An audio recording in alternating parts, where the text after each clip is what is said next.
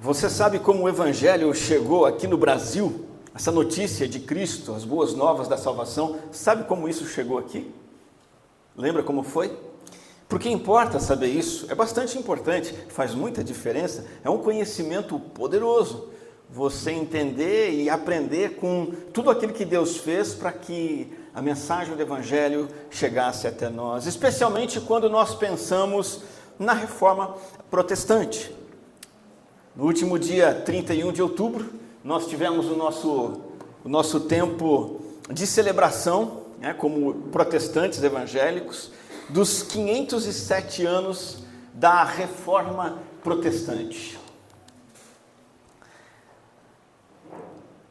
Essa data do dia 31 de outubro de 1517 é a data em que Martinho Lutero publicou as suas teses, as suas reclamações, as suas críticas com os enganos que a igreja cristã da época, a igreja romana, estava propagando, ensinando, incutindo na mente das pessoas. Entre as ideias principais de Lutero, vocês já sabem, a principal delas é que Lutero propôs uma volta ao que a Bíblia diz sobre a salvação. A Bíblia diz que a salvação é alcançada pela fé, enquanto a igreja estava dizendo que a salvação é alcançada por boas obras e méritos humanos, para que através das obras dos fiéis a igreja se aproveitasse deles e usufruísse dos seus esforços. Lutero veio e disse, não, a salvação é obtida somente pela fé em Cristo. Em segundo lugar, Lutero propôs a volta à verdade apostólica de que a Bíblia é a única fonte confiável, a única fonte, na verdade, legítima de conhecimento da verdade que Deus tem revelado a nós. Só a Bíblia, nós não nos baseamos na palavra do Papa, na tradição de igreja alguma, ou em nenhum outro livro que tenha sido escrito, só as Escrituras Sagradas. Lutero propôs também que todos os cristãos são sacerdotes, são santos, fazem parte do povo de Deus. E Lutero veio insistir, olha, não há diferença entre clero e leigos, não tem uma classe de cristãos especial, fardada, bem arrumada, que tem mais acesso a Deus, e uma classe inferior que depende da classe sacerdotal. Não, todos são sacerdotes.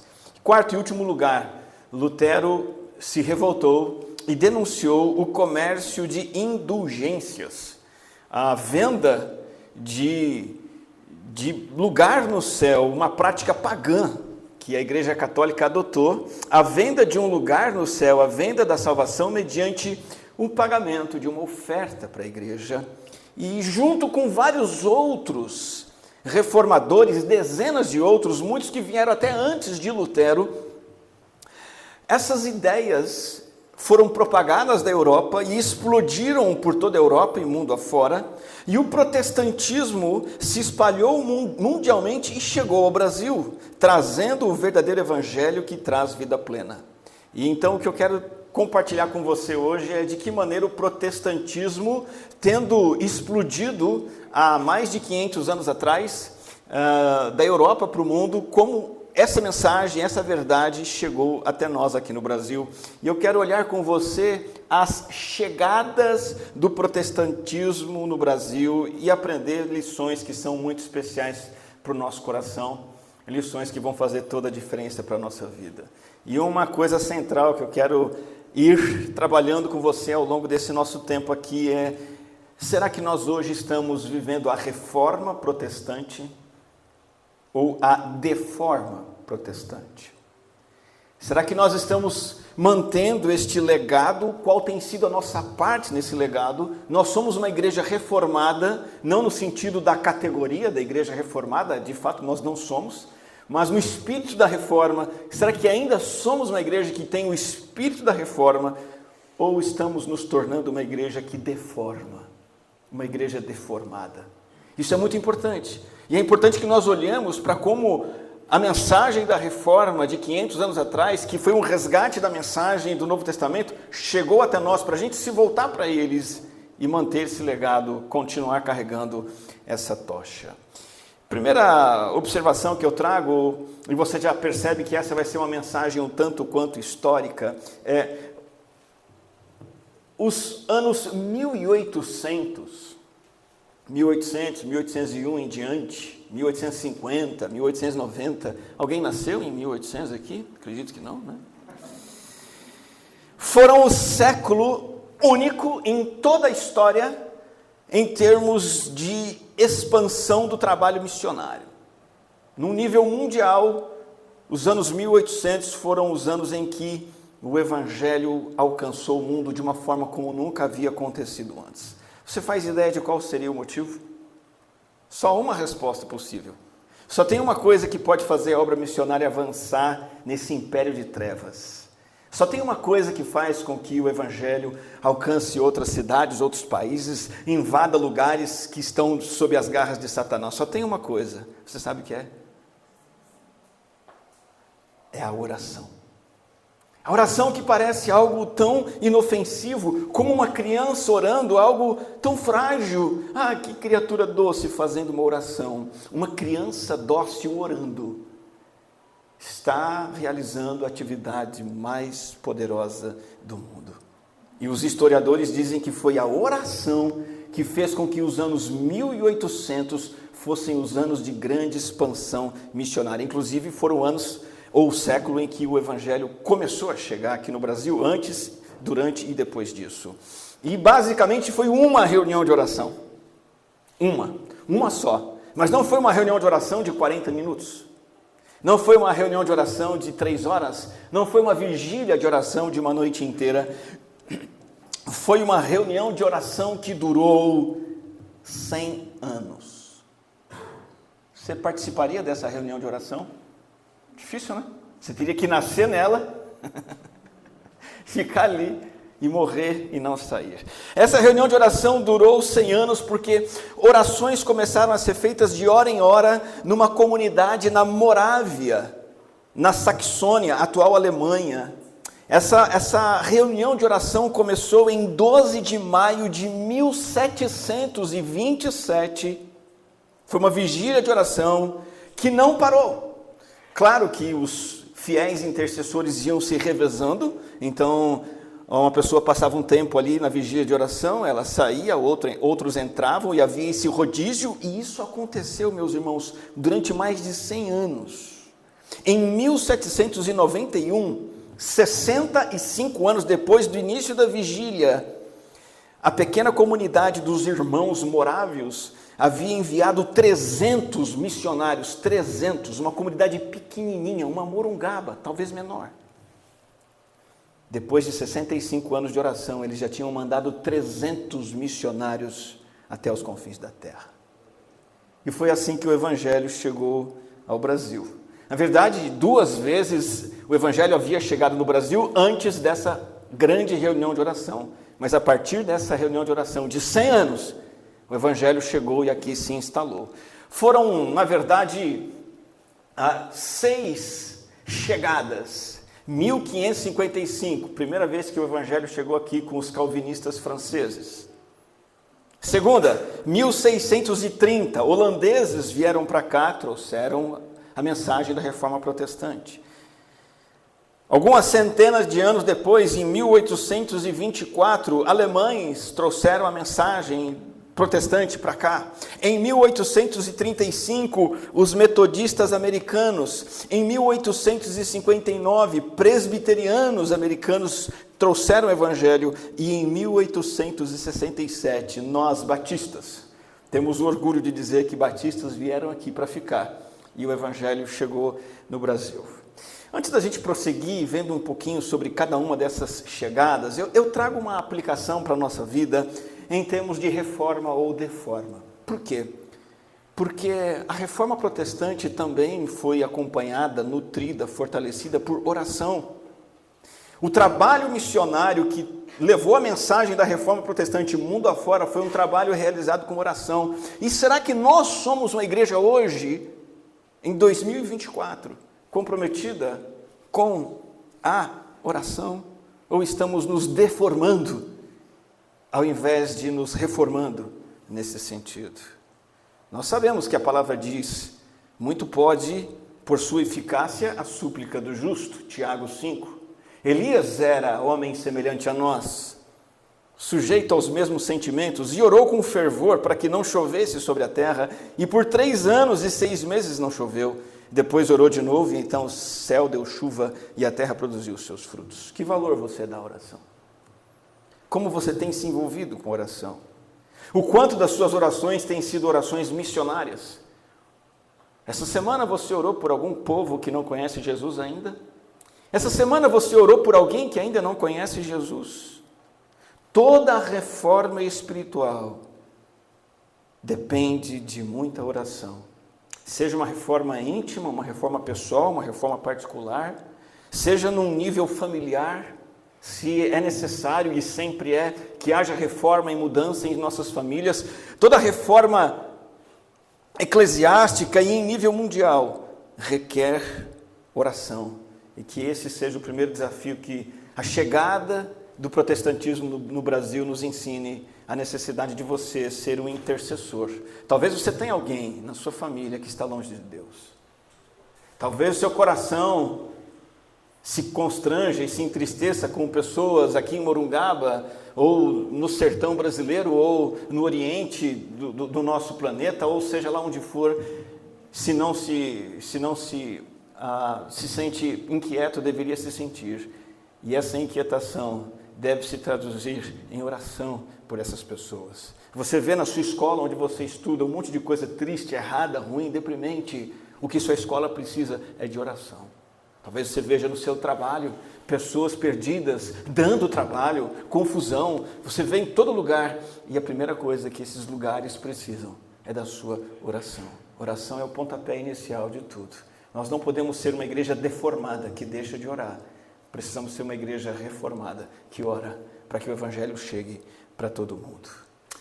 Para a gente pensar na chegada do protestantismo no Brasil a partir das orações, então, é preciso que você saiba qual é o pano de fundo brasileiro. E o pano de fundo, de maneira muito simples, como era o nosso país. O nosso país era já um país católico romano, com povos indígenas, um lugar que era uma colônia que vivia sob o padroado. Que confusão, que monte de coisa é essa? É tudo coisa simples. Olha só, colônia, que significava? Que o Brasil era um território dominado por uma potência estrangeira, Portugal. Perfeito? Éramos colônia de Portugal. Havia instalado em Portugal e também no Brasil um sistema político-religioso chamado padroado. Ou seja, o que significa isso? Que Portugal era um país estatal católico. E o Brasil se tornou um país estatal católico. O que acontecia é que esse sistema concedia ao rei, e isso é o padroado, o rei tinha o direito de nomear o bispo. Veja, o comandante civil tinha o direito de nomear o bispo da igreja. Eu nomeio o bispo, eu nomeio o abade, eu nomeio outros cargos eclesiásticos, ok? E em troca, aí o padroado funcionava como uma troca, o rei financiava e protegia a igreja católica. Então era uma via de mão dupla. E interesses eram defendidos. E assim a igreja romana, portuguesa, era ligada ao Estado, e clérigos tinham enorme influência no governo e na colônia. E aí você me diz, o que isso tem a ver com o protestantismo? Tudo. Você vai acompanhar a história e você vai perceber o quanto esse sistema de padroado foi uma muralha de defesa, um obstáculo que tentou impedir que o evangelho entrasse no Brasil. E de alguma forma, também ao mesmo tempo, o cristianismo entrou através desse sistema perverso que era o padroado. Por que não? Católicos que de alguma forma tinham algum conhecimento de Cristo trouxeram a mensagem da verdade para a nossa terra. E muitas vezes, e na maioria das vezes, o Estado acabou dificultando o avanço do cristianismo, mas não pôde impedir. E aqui nós temos mais uma lição. A segunda lição de reforma para hoje, para pensarmos se nós não estamos, na verdade, vivendo uma deformidade protestante hoje em dia, é que a Bíblia foi muito clara que, para que o cristianismo avançasse, enquanto a fé cristã avance na sua vida e no nosso território, isso vai acontecer mediante obstáculo, dificuldade. O apóstolo Paulo fala em 2 Timóteo 2, Lembre-se de Jesus Cristo, ressuscitado dentre os mortos, descendente de Davi, segundo o meu evangelho. Verso 9, é por ele que estou sofrendo até algemas como malfeitor. Veja, Paulo lá atrás já estava sendo impedido, ou houve tentativas de impedir que ele pregasse o evangelho. Mas olha o que Paulo diz, que coisa sensacional. A palavra de Deus não está algemada. A Igreja Católica não conseguiu algemar o evangelho. Ele chegou no Brasil. O islamismo não consegue algemar o evangelho. O comunismo não consegue algemar o evangelho, nem o capitalismo, nem o governo humano nenhum. E aí Paulo vai dizer, já que a palavra de Deus não está algemada, tudo suporta por causa dos eleitos. Preste atenção nisso, a obra de Deus, ela avança e vai além das barreiras colocadas pelo ser humano. Deus é quem dirige a história e faz com que o evangelho avance. Que barreiras que você tem sofrido para praticar sua fé? Que dificuldades você tem sofrido? Você tem sofrido dificuldades. Talvez suas dificuldades estão dizendo para você assim, vou parar. Não vale a pena. Desisto. Pare com isso. Veja o que Paulo diz, tudo suporto. Eu sou algemado como malfeitor, eu tenho oposição, mas eu sei que a palavra de Deus não está algemada, porque ela é poderosa, ela é a palavra do Espírito. E a nossa postura diante de qualquer dificuldade para viver a vida cristã e viver o reino de Deus e levar a mensagem do reino de Deus, a nossa postura deve ser a postura de perseverança, não porque a nossa perseverança faz diferença, mas porque perseverando nós participamos do poder de Deus que rompe barreiras e algemas. Foi assim que o evangelho chegou no Brasil, não foi com facilidade. Não foi com tranquilidade, não foi assim de maneira florida. É difícil e tem que ser difícil, mas a palavra de Deus é impossível de ser algemada. Então agora você entendeu que foi a oração que exponenciou a entrada do evangelho aqui, e que essa entrada foi dificultosa, ok? Agora, chega um pouco mais perto comigo, em cada uma dessas chegadas. A primeira é bem antiga, 1555. A primeira chegada da chamada França Antártica. Diz a história que João Calvino, o próprio João Calvino, um dos reformadores, enviou pastores ao Brasil, entre eles Pierre Richier e Guilherme Chartier. Esses começaram o trabalho aqui, pregar o evangelho, realizaram o primeiro culto protestante em terra brasileira, e essa é uma data muito especial que não comemoramos, mas no dia 7 de março, é a data do primeiro culto protestante realizado no Brasil. Foi realizado em 1557, 57 anos depois do descobrimento do Brasil. Veja que interessante. Apenas 57 anos depois que o Brasil foi descoberto, um culto protestante foi realizado aqui. Mas, resumindo, houve oposição severa e um grande opositor que ganhou o apelido de Caim das Américas, o Villegagnon, ele se opôs fortemente a esses pastores e martirizou, matou 3 desses protestantes lá em Guanabara. Então pode-se considerar que foi uma chegada fracassada. Em 1567, 12 anos depois, os protestantes foram expulsos do Rio de Janeiro pelas forças portuguesas. Primeira chegada, aparentemente fracassada. Vamos para a segunda chegada, foi a chegada não de franceses, mas de holandeses, em Pernambuco. Ficaram um pouco mais de tempo, 24 anos, um nome muito conhecido da chegada do protestantismo da Holanda para o Brasil é o nome de Maurício de Nassau. Ele foi importante como governante holandês aqui no Brasil, e o trabalho avançou de tal modo que foram formados sínodos com 2 presbitérios em Pernambuco e na Paraíba, 24 igrejas foram plantadas no Nordeste. Esses protestantes prestaram assistência a indígenas, prestaram assistência integral, física, espiritual, material, a imigrantes. Um catecismo protestante foi escrito na língua tupi, um projeto de tradução da Bíblia foi feito por esses holandeses, mas também houve severa oposição. Só um exemplo, um exemplo de oposição desse período, também do governo português aqui, foi o martírio de um índio. O Pedro Poti foi um índio convertido ao protestantismo que enfrentou severa oposição dos portugueses e ele acabou sendo perseguido e morto, porque se uniu ao protestantismo e se recusou a negar a fé protestante. Em 1654, os holandeses foram erradicados também pelas forças portuguesas. Então vimos duas chegadas do protestantismo no Brasil, dos franceses e dos holandeses. Vamos fazer mais uma pausa e pensar numa aplicação para a minha vida e para a sua vida, reforma ou deforma protestante. Que lição que a gente aprende com esses calvinistas mortos em Guanabara? Que lição que a gente pode aprender com esse índio, Poti, que conheceu o evangelho através de obreiros protestantes e foi morto porque abraçou a fé cristã? A lição que nos deixa é a lição de 1 Pedro capítulo 4. Serão insultados por causa do nome de Cristo. Se vocês são insultados por causa do nome de Cristo, vocês são bem-aventurados. Aqueles protestantes calvinistas foram bem-aventurados ao serem mortos por causa da mensagem de Jesus. Esse índio foi bem-aventurado. Por quê? Porque o Espírito da glória, que é o Espírito de Deus, repousa sobre vocês. Verso 15, que nenhum de vocês sofra como um assassino, ladrão, malfeitor, ou como quem se mete na vida dos outros. Sabe o que Pedro está dizendo aqui? Você é crente, você não tem que sofrer porque você faz coisa errada. Você não pode ser alguém que pisa na bola e apanha por causa disso. Você tem que andar direito. Você tem que ser íntegro, correto, não importa a sua idade, não importa onde você esteja, você tem que ser exemplo. Não é por causa de mau comportamento que você vai sofrer. Mas ele vai dizer assim no verso 16, contudo, se você sofre porque você é cristão, aí você não se envergonha, pelo contrário, glorifique a Deus por causa disso.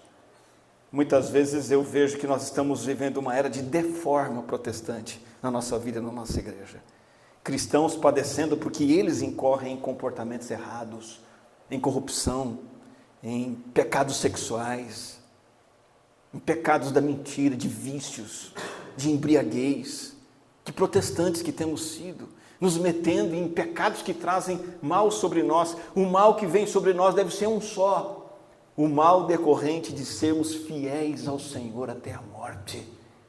Isso é reforma. Reforma protestante é isso, é a gente viver para o Senhor a ponto de nos insultarem, nos odiarem, e aí o Espírito da glória está sobre nós, e nós então glorificamos a Deus por causa disso. Que tipo de reformadores, que tipo de protestantes temos sido? Vamos adiante. Vimos duas chegadas, 1555, 1630, terceira chegada do protestantismo no Brasil. Chegaram mais nas regiões do sul, os alemães. A Igreja Luterana Alemã, 1824, houve uma imigração de alemães para cá, e eles eram luteranos, protestantes. E isso aconteceu após a independência do Brasil, que foi em 1822. E essa então é a igreja protestante mais antiga e é uma igreja que não foi uma igreja missionária. Os luteranos não vieram para cá com intenção, por exemplo, de servir os índios, servir os imigrantes como os holandeses. Eles não vieram aqui para anunciar o evangelho, eles vieram aqui para sair da Alemanha e ganhar vida no Brasil. E como eles eram protestantes, eles abriram a igreja deles e praticaram a fé deles. Uma igreja chamada étnica e não missionária. Eram maltratados pela coroa brasileira. Não eram muito bem atendidos, mas também não causaram muito rebuliço e nem transtorno, porque não se meteram com a pregação do evangelho. Ficaram quietinhos no cantinho deles, não fizeram o que o Senhor espera que a igreja faça. Não avançaram para a sociedade brasileira para levar o evangelho para dentro desse lugar. Não fizeram isso, desobedeceram o Senhor. Essa foi a terceira chegada da igreja luterana alemã, uma igreja étnica. A quarta chegada do protestantismo, uma chegada mais famosa, e aqui nós já estamos nos anos decorrentes da oração, a oração dos morávios, que a partir de 1700 e pouco oraram durante 100 anos, e olha o que vai acontecer em 1835, uma chegada importantíssima de protestantes aqui no Brasil, os metodistas americanos, e o grande nome é o pastor Robert Calley, que veio para cá em 1855. Fundou a Igreja Evangélica Fluminense, a Igreja Evangélica Pernambucana, e aí a primeira escola bíblica dominical. A primeira aula aconteceu no Brasil em 19 de agosto de 1855. Muito operosos e trabalhadores, esse casal, Robert e Sarah Calley. Sarah Calley compôs vários hinos que são cantados pela Igreja Batista e outras igrejas. Robert e Sarah tiveram contato com Dom Pedro II, com outras autoridades, influenciaram a sociedade com a mensagem do Evangelho, com projetos e também atuaram num ponto importante que foi a ampliação da liberdade religiosa no Brasil, que não havia. De certa forma, o catolicismo era a religião imposta.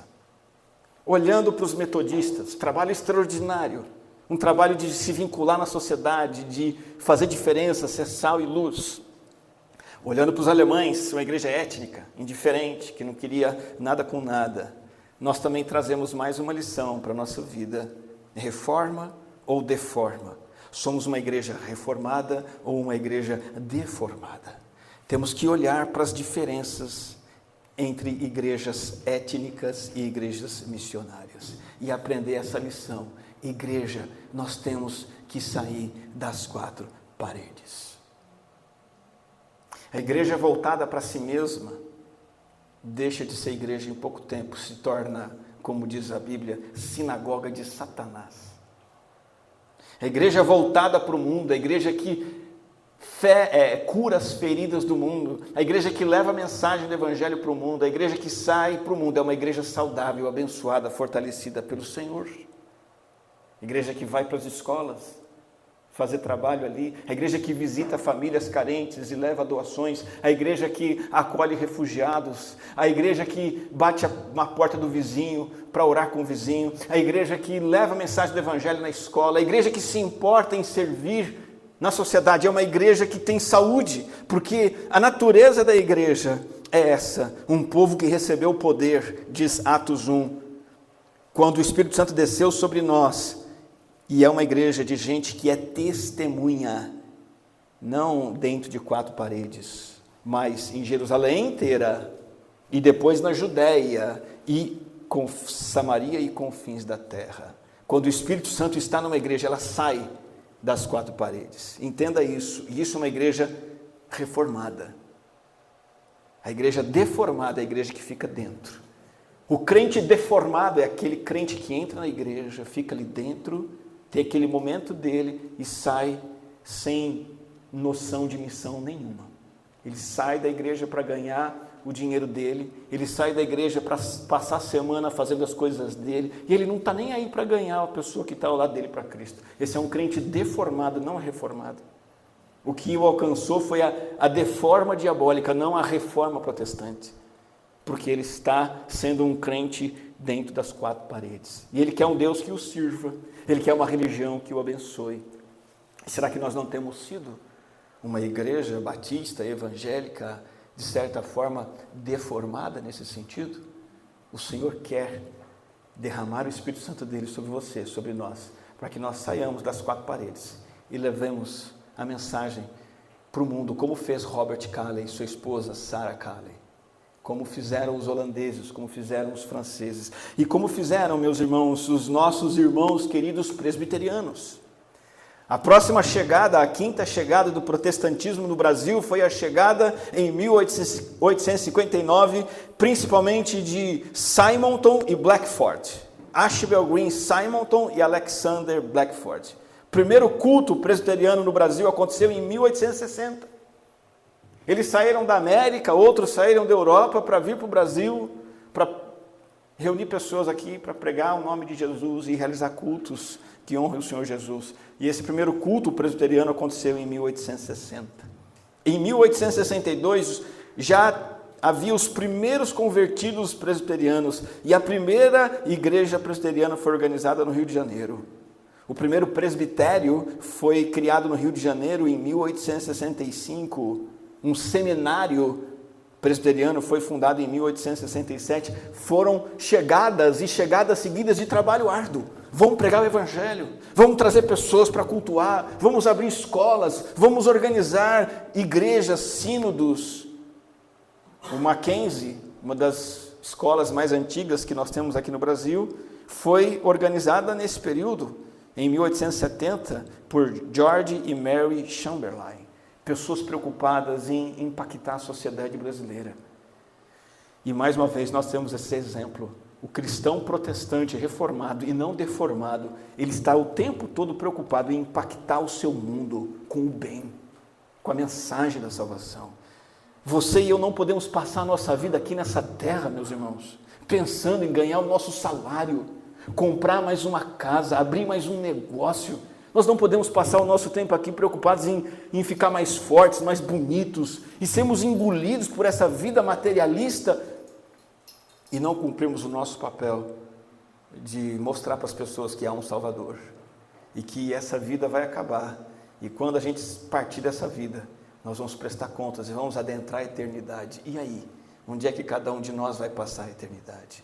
Onde é que as pessoas com quem você convive passarão a eternidade? Os presbiterianos nos deixam esse exemplo. Assim como, meus irmãos, pouco tempo depois da chegada dos presbiterianos, a sexta e última chegada é a chegada dos batistas.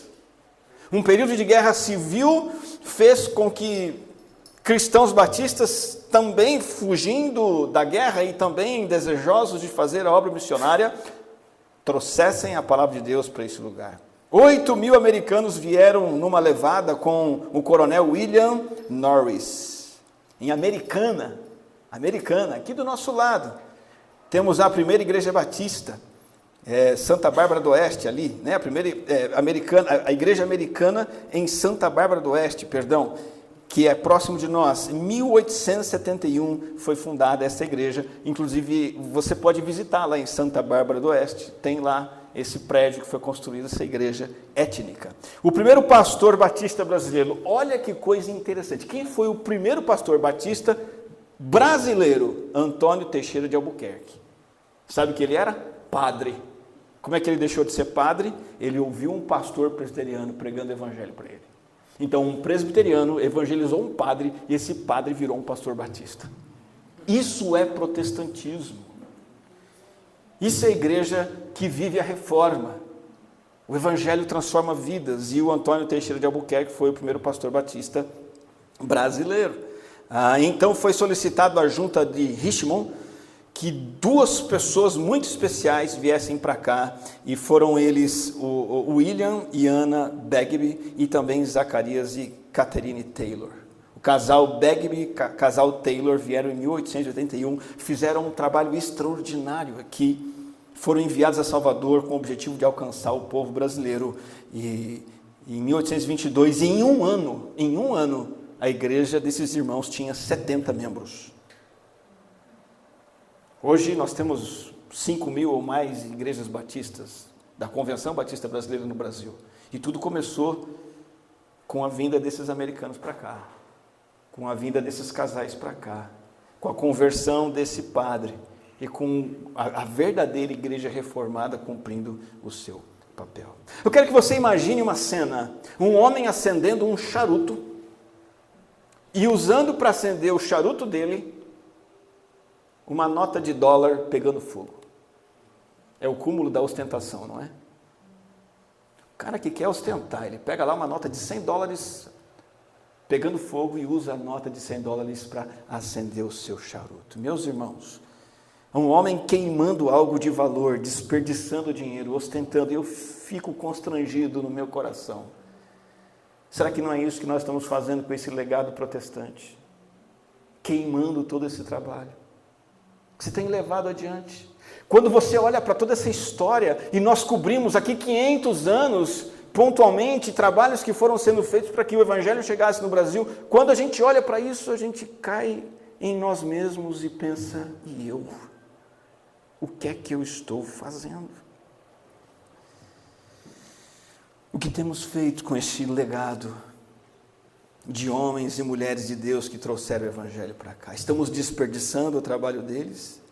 Estamos representando fluindo esse legado, ou estamos represando? Você sabe o que é represar? É quando a água está fluindo e de repente alguma coisa retém essa água. Essa água vai abençoando, vai abençoando, vai abençoando, mas ela cai num lugar que represa, ela fica ali retida e ela para de abençoar outros lugares. Essa represa não pode ser eu. Essa represa não pode ser você. A mensagem do reino não pode chegar em você e parar. Ela abençoou sua vida, você tem que levar adiante. O teu vizinho, o teu colega, não represa. Não seja uma represa. Flua esse legado. E de maneira muito simples, para falar sobre a sua parte nesse legado, eu queria concluir essa nossa mensagem, destacando que é maravilhoso perceber como Deus usou pessoas e fatos na história para que o Evangelho chegasse até aqui, e que isso então deve mudar a nossa perspectiva e nos levar a mantermos a nossa tocha acesa e perpetuar esse legado de 4 maneiras, para que não fique confuso, para que você não saia aqui com um peso, tá bom, o que eu tenho que fazer então? Eu estou propondo aqui 4 coisinhas para terminar: intercessão, integração, investimento e ida, ir. Interceder, integrar, investir e ir. O que é que você pode fazer hoje? Eu quero convidar você a reconsiderar e fazer isso. Seja um intercessor. Comece a orar. Comece a orar todo dia, para que aqui no Brasil Deus levante pessoas que falem o verdadeiro evangelho, e que você seja uma delas, e que do Brasil o Senhor levante pessoas para levar o evangelho para fora. Esse é o primeiro I. A gente fala e agora com E, né? E agora, mas vamos pensar assim: e agora? Interceda. O segundo e agora, integre, seja integrado na igreja. Integre-se na igreja. O que você tem que fazer para manter a tocha acesa? Fora da fogueira você não vai manter o fogo aceso, você tem que estar integrado na igreja. Você quer manter a chama protestante acesa, fortaleça a igreja de Cristo, frequente a igreja, tenha comunhão com a igreja, seja um crente integrado também no sentido de ser alguém que ora e lê a palavra na sua casa, de ser alguém que leva uma vida justa e santa como um membro verdadeiro da igreja de Jesus, e seja um servo na igreja de Jesus, para que a igreja de Jesus seja forte. É a igreja que faz a diferença e não indivíduos. Nenhum desses indivíduos que nós vimos hoje, nessas 6 chegadas do protestantismo, nenhum deles trabalhou a parte da igreja. Eles trabalharam com a igreja, pela igreja, através da igreja, enviados pela igreja, fortalecidos pela igreja. Seja integrado na igreja, mais do que você é. Pergunte-se hoje, amanhã, essa semana, como que eu posso me integrar mais na igreja, não menos. Como que eu posso trabalhar mais? Como que eu posso servir mais? Será que eu posso doar mais? Aonde está precisando de coisa para fazer na igreja? Porque nós não podemos represar a bênção do reino. Nós temos que levá-la adiante. Integrar, interceder. Terceiro lugar, como que você pode ajudar a igreja a ser reformada e não deformada? Invista na igreja.